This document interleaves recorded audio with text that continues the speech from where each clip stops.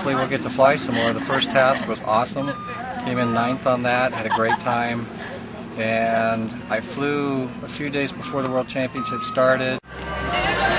Your water intake going to make sure that you are hydrated. It's still a very warm afternoon, so make sure that you drink plenty of water.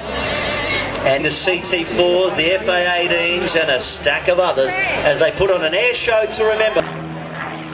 The tumble is a gyroscopic manoeuvre where the aircraft isn't actually flying, but the torque from the engine and the gyroscopic forces of the propeller make the aircraft tumble. All right, we're going to bring it on. We're going to have a ball tonight because that's what we know to do in these parts. We got the kind of stuff and rock it, we'll steady bring it on.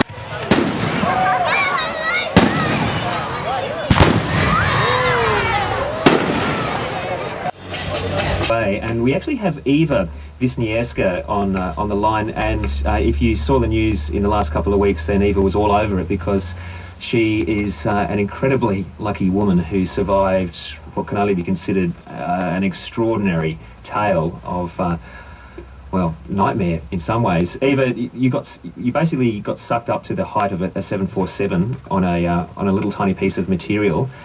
Can you just take us back to that fateful afternoon when you took off? At what point did you realise that you were in trouble? Well, I mean, it was a very nice day. We could climb very easily. It was level, and suddenly I got incredible lift, about 20 meters per second. I never had lift like this. I started to spiral down to try to get down, but I couldn't manage. So what you're saying is that you couldn't even, like the draft was so strong that you can't even fight it? Yes, it was too strong. It was the strongest one in my life. Till now I had maybe 10 meters per second in the Dolomite, but 20 meters, it's just too much. So what goes through your head when that's happening, when you realise you're actually being sucked into the sky at an incredible rate?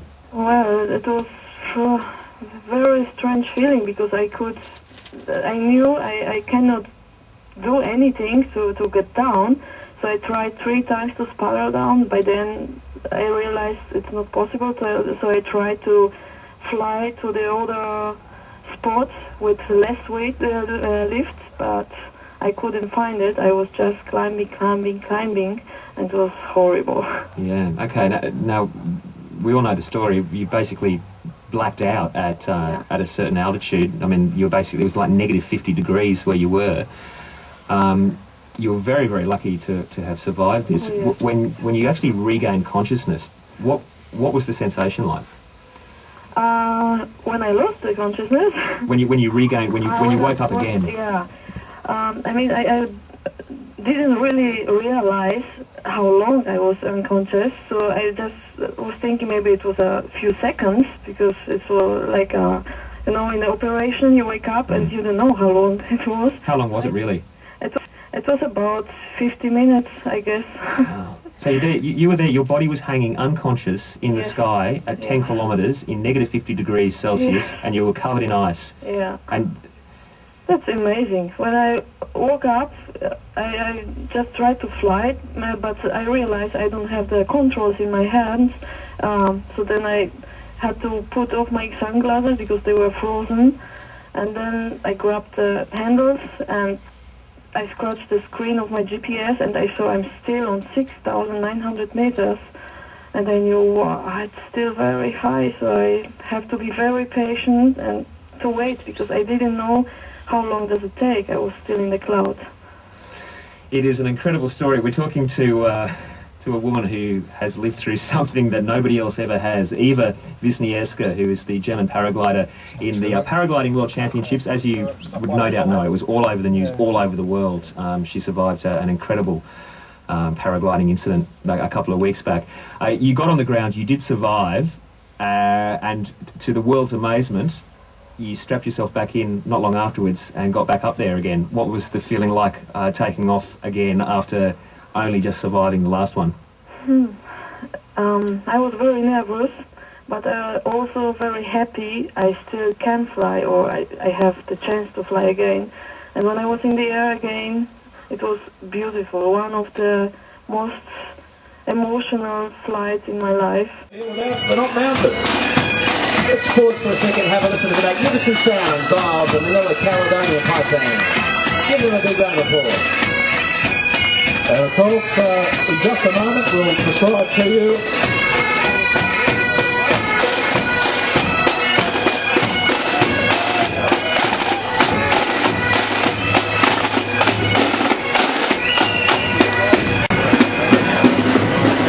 Okay, we have the Cotton Coat coach, very much part of Australia's history today. This authentic replica is carrying the official party with James Law, Peter Droper, member of the Tamworth, the Honourable Sandra Norrie, born and rec, Tony Windsor, and his wife Lynn. Personally, is it because it's become quite popular in the last few years? That's right. It started in the late 80s. I started in Austria in 1988, where the performance of the gliders was quite limited, and you were only just sort of sliding down a slope basically. But nowadays we've got very high performance wings, and you can glide up to 12 kilometres for every 1,000 metre of height you've got. So wow. It's excellent in that respect. Back in '98 I did the world record and flew 335 kilometres and held did you? 5 years. Yeah.